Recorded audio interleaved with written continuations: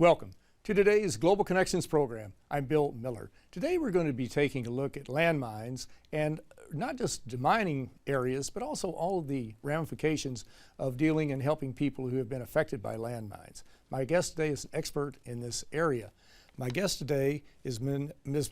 Agnes Marcaillou, who is the director of the UN Mine Action Service. Ms. Marcaillou, welcome to today's Global Connections program. Thank you for having me, Bill. I appreciate you being with me today. This is an extremely important program. We're going to get into it in just a minute.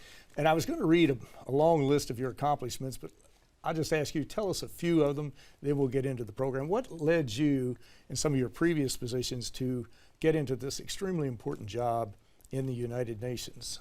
I'm a French national, which you will gather quickly with my accent. I'm a lawyer and political scientist by education, by background. I always wanted to work for the United Nations. My natural course of interest was disarmament, arms control, non-proliferation. So I've always been in the political field, disarmament, weaponry, categories of weapons. Throughout my career with the UN, I moved from negotiations to conference rooms, from conference rooms to the actual field operations. All of that with, growing in managerial responsibilities. And that experience I acquired with knowing what it's about, the impact of the ramifications of contamination, how to destroy stuff, leading teams, that made me a natural candidate to take this job, to be selected for this job. To be the director of the United Nations Mine Action Service. It's quite something. It certainly is, yes, and very important. What exactly is UNMAS, a UN Mine Action Service? What does it do? It is the United Nations entity that is an expert in everything that explodes, to make it simple. So in the mid-90s, there was a worldwide campaign on landmines that led to the conclusion of the Anti-Personnel Mine Ban Convention. People know it as the Ottawa Convention. So in the mid-90s, we were talking about Cambodia, Vietnam, Laos, contamination, Afghanistan, minefields, landmines. The situation evolved. The attention of the world started turning to other categories of weapons, cluster munitions, these bombs that contain 600 to 800 sub-bombs, sub-munitions. And de facto, that UN service, which was created in the mid-90s, started acquiring an expertise, an experience, and equipment that made it the UN resource for pretty much everything that explodes. Now we're going to the legacy of conflicts. Everything that is fired in a conflict which does not explode on impact will explode afterwards. And of course, the weapon that is the weapon of choice of terrorists and terrorist groups, armed groups, that is improvised explosive devices. So that's really what we do. Now, do we do just demining, as you said? It's far beyond that. It's mine action. So what is mine action? Mine action, it covers all the aspects. It goes from, of course, I would say at field level, you understand that immediately when you come out of your car after a conflict and you say, oops, is it contaminated? So it's surveying, assessing the threat, what the contamination is about. In that case, we mark, we fence off, sometimes we demine, we destroy. The first activity that you carry out to save lives is risk education. So risk education is really specifically tailored to the population we serve. It's tailored to the country, the contamination, the culture, the men, the women, the kids, to explain to them the do's and don'ts, and to explain to them to report. You don't get close. You don't touch. Exactly. And we do the demining of Right, forest. and we're going to be talking about each of those issues as we go Yes, along. yes. In fact, we'll look at Afghanistan and Iraq in just a moment. Yeah. Before I forget it, years ago we used to hear about landmines. We hear about them in Colombia with FARC. We heard about them in Cambodia, different places like that. But they're still much more prevalent around the world than we realize, are they not? How many? Do we have an idea of how many countries where there are landmines buried? We still have something like 60 countries. 60 countries. 60 countries that are contaminated. I have to say, on landmines, anti-personnel landmines, there has been a great deal of progress that is linked to the fact that this treaty I was talking about that bans landmines from manufacturing to transfer, selling, and that obliges countries to clean up their territories. We have 164 countries that have ratified that treaty. What did it do? It shrunk the market. And it, with the activities that were carried out, the zones that used to be contaminated by landmines have shrunken. So, but we still, it's a painful job. It's slow. Very tedious. It's very tedious. It's very tedious. Yes. A great deal of progress has been made. We still have to look at the legacy wars like Iran, Iraq, for instance. We still have parts of the territories that are done. But we have success stories. You mentioned Afghanistan. I would say roughly 80% of the country has been cleared. We have a great success story, Mozambique. Mozambique, mine-free. Now, Afghanistan, 80% done. The 20% is always the difficult part because you start with the easy part where you have access, when you have the money, when everybody is rallying to support you, and then the attention fades away. And what is left in terms of landmines, the legacy minefields, it would be in mountainous areas. It would be in places that are difficult to access by roads. It happens at a time when countries are not so eager to help us, to give money, and we have new contamination by other types of explosive hazards. That's very interesting. I would imagine that there are hundreds of thousands, if not millions, of landmines that are out there. I don't know the number, but how do you identify where they are? Do you get with the people who planted them? Do you get with the rebels? Do they keep track of where they plant them? Not They don't do always. it like this. They're not methodical. Not always. I would say in the old days, and I would not say in the good old days, but in the old days. The old days. The wars were between countries, and the military would lay mines, and they would have maps. So in the best case scenario, we would get maps, and we would get the information about where they are. The conflicts have evolved in nature. It's now a lot of non-state armed groups, factions, lawless, terrorists, all kinds, that will just plant whatever they have, wherever they are, and we don't get these maps. In some best case scenarios, when a peace is negotiated and we start working with the former combatants, we may get some information. But in most cases, what we need to do is what we call a survey. So we start talking to people to say, has there been an accident recently or not? We do satellite imagery. Something that used to be clean and worked on, all of a sudden is taken over by nature. It means that people don't go back there. And then we talk to people. And then when we have an idea of where the situation is, then we go through technical surveys with the detectors and the detection machines. I'm glad you mentioned that. Let's talk about Afghanistan Yes. for a moment. I've seen photos and pictures of demining activities where you have folks who are working this area in an area roped off. Yeah. How do you train these people? This is a very Yes, we do. dangerous job. Yes, a we very dangerous job, and one you cannot just pull somebody in off the street and put them with a mine detector No, or something. no. How do you train them and Yes. work with them? And Yes, yeah. and then And we mentor them.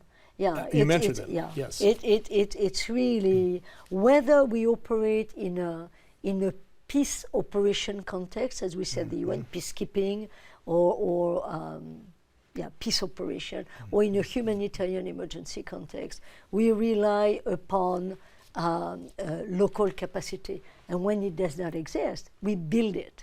So to build a local capacity, what you do is you go through various stages of training, and at one point, some of the very good trainees are going to become trainers.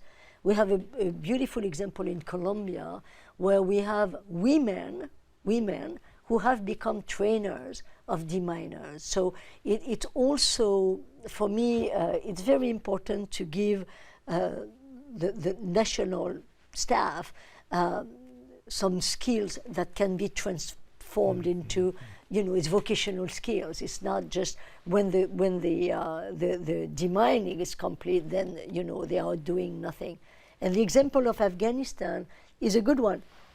In the region of Bamiyan, we have trained women deminers. So we had our first group of women deminers who have been trained in an area, a whole array of skills, demining techniques, obviously, but we are making sure that when the task is complete, these women will be able to contribute to their economy, to the life of their communities. So we do look at young men and women, and we give them demining skills. We also work a lot with risk educators.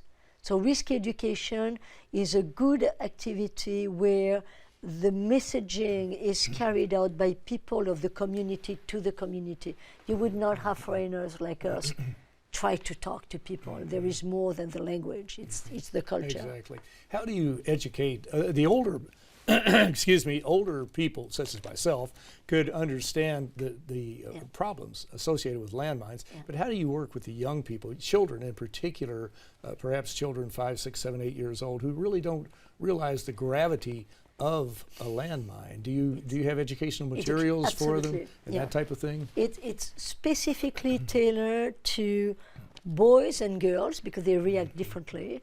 We have dialects. The material, the prints, the posters, the cartoons, we use the means of communication that are prevalent in a given community. And we use the people whom they will listen to. So this is why it's important, together with UNICEF, for instance, to go through schools, but also we also educate to the risk or to the threat people like construction workers and more women, because the message goes through the community through various means. But it's also always very specific.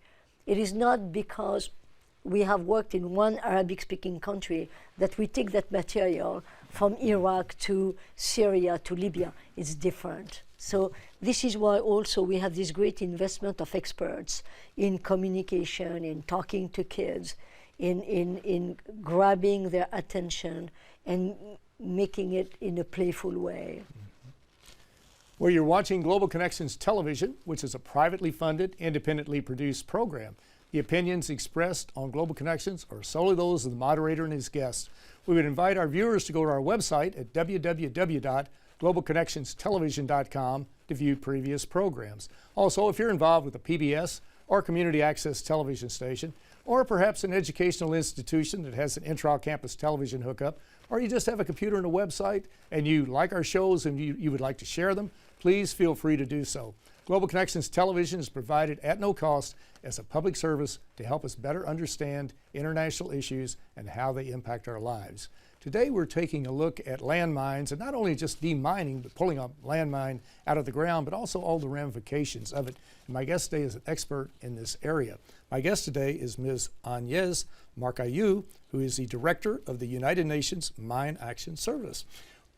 We were in Afghanistan for a moment. Let's shift to Iraq. Yes. What are some of the other activities that are going on in Iraq that perhaps we didn't talk about in Afghanistan? Just to use two specific examples. Same story. In Iraq, you have an emergency response. I will tell you, to restore life, the return to life of some communities after Daesh has been pushed out and vanquished, the first responders have to address the issue of contamination, and that's UNMAS, the staff of the UN Mine Action Service. So we go there, we assess the threat, and then we plan together with the authorities in Iraq what's needed and establish the priorities. The priorities are always driven by humanitarian needs. It's going to be people will return to Mosul. Displaced population want to go back home, no matter what the situation is. So what we need to do is assess and work out the planning with our UN colleagues and other stakeholders, I would say, the coalition, the Iraqis, on what needs to be done. So it goes from risk education, educating our own humanitarian and aid workers to start with, educating the population, vast education campaigns where we use every means at our disposal, support of the government, that's essential. We go to the survey and the clearance. So this is where, in the case of formerly occupied zones by Daesh, we need real expertise because the contamination is not a traditional minefield. It is really improvised explosive devices. These are the booby traps that are increasingly sophisticated and that will be prevent the return of anybody home. I'll give you an example. You open the door, you blow up. You open the window, you open the fridge. You pick up the teddy bear. You pick up the Quran on the floor, the garbage can. They know we're coming. They know people will return home, and everything is ready to kill people. So this is where we need specific expertise, specific skills. The military have left. So this is really a humanitarian task, and this is when UNMAS is a humanitarian actor. And in doing so, we build in parallel a local capacity. We are not there forever. Iraq belongs to the Iraqis, and they have to take care of their own fate. Just like in England or in France or in Belgium, you have bomb squads. We need to make sure they have that capacity. So these are the activities that we carry out in parallel. This is why it's pretty challenging at times. Exactly. And while you were describing that, the horrific situation, especially with innocent civilians in particular. Now, some of the military people, they expect this. They don't want it to happen. We never want it to happen, but it does happen, unfortunately. But I was thinking of soldiers, perhaps, who were in Afghanistan, part of the folks who were over there with the NATO operation and what have you. But I was thinking, if they go back to the UK or to the United States, there's a victims assistance network there. There's a social support system, a social safety net. But people in many areas of the world don't have that. Is there something that's being done to help them? I know it's a daunting task. It's a huge task. But do you have a victims assistance program? Yes, that's really my I would say my crusade, because it's the forgotten side of things. When you want to rebuild a country, you need to use the people. I often say, people like you and me, if God forbid something happens to us and we lose a foot, a leg, an arm, we are still you and me. We can still think, we can still work, we can still do something. So it's also related to the dignity of the human person. And we need to have a healthcare system in place that understands their problem. It's very specific. The psychosocial trauma of a landmine, IED, whatever, victim is different from somebody who gets in a car accident. It's different. And the surgical skills that are needed are different. The hospital care is different. The physiotherapy and the psychotherapy are different. And this is where we also have campaigns to sensitize the host country. But the host country in places like this, they're just emerging from war. I mean, you have places that are completely destroyed. And this is where we need to bring the assistance and the expertise also. So survivors assistance, we say survivors, is very, very important. The psychosocial side of the trauma is something that I thank you for asking the question. It's always forgotten. I will give you an example. In this country, you have young, brave veterans coming back from wars, Iraq, Afghanistan, and we know that they have nightmares at night, they have flashbacks, and it disturbs, if not destroys, their life. They were trained as soldiers. Imagine that woman, that man, that kid who have been fleeing violence, going from one place to another. They saw slaughter, and they've been under constant bombing, and they will go back to school for the first time when they're 12 years old. It's too late. And their attention deficit disorder is, human. We need to find a way to help them get back to a normal life, to a normal life. That's essential. And this is not an incurable disease that I'm talking about. The developed world, we have the expertise. This is not all about money. This is really finding a way of sharing what we know with these countries, which have also expertise because they're learning on the job. They're learning on the job. You have amazing people in Iraq and Afghanistan who have a lot to share about, the assistance you can give to survivors. The role of the United Nations, and I think the Secretary General has been very strong on that, is really the partnerships, the getting together. It's not about us, it's about changing a life for the best. Exactly. Yeah. You mentioned Secretary General. Before we run out of time, let me ask you, did I see something about where the Secretary General, Antonio Guterres, started a safe ground program? Is that correct? The campaign. Briefly, what is that campaign? Safe ground, safe home, it's one, to raise the awareness of people to the fact that nothing can really happen efficiently if contamination is not taken care of. So, safe ground, a safe home to return to. Two, it is to raise funds that we would like to channel to the assistance to survivors. The money that is raised does not stay with us. It does not support the United Nations. It supports the communities. And it's also linked to something that is very important for me. The return to normal life is get back clean water to drink and electricity and access and freedom of movement. That's fine. We need a little bit of joy too. And if we could turn minefields into play fields, then we would add that dimension that would make a return to life better. So this is really that campaign that is not just a UN campaign, it's your campaign,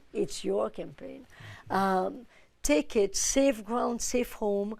Nothing can happen well to these people if it's contaminated. Exactly. And our viewers can go to your website, www.unmas.org, for UN Mine Action Service, to learn more about this program and also to donate, that type of thing. Now, in the last 20 seconds we have, what is the major obstacle or challenge you have as you move forward?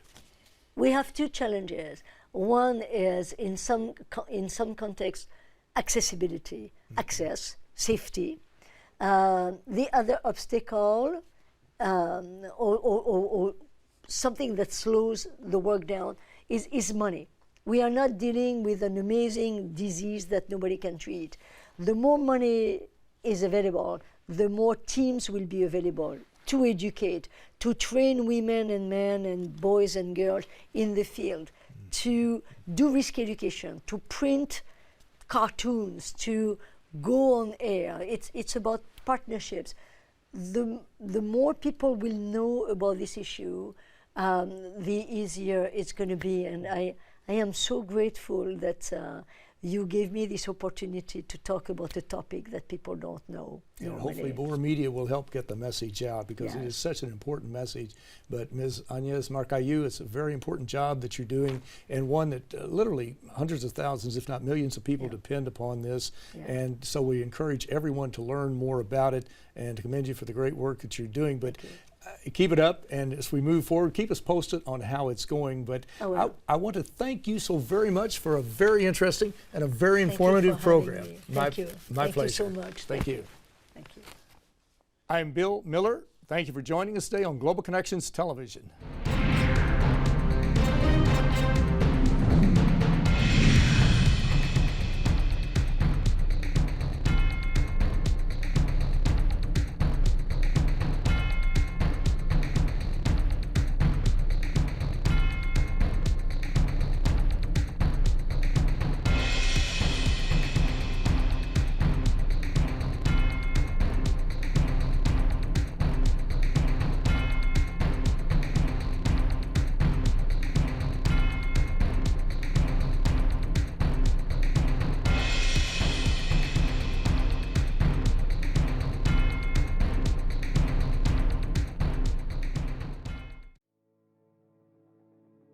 The first step, or the second, or the third could be your last.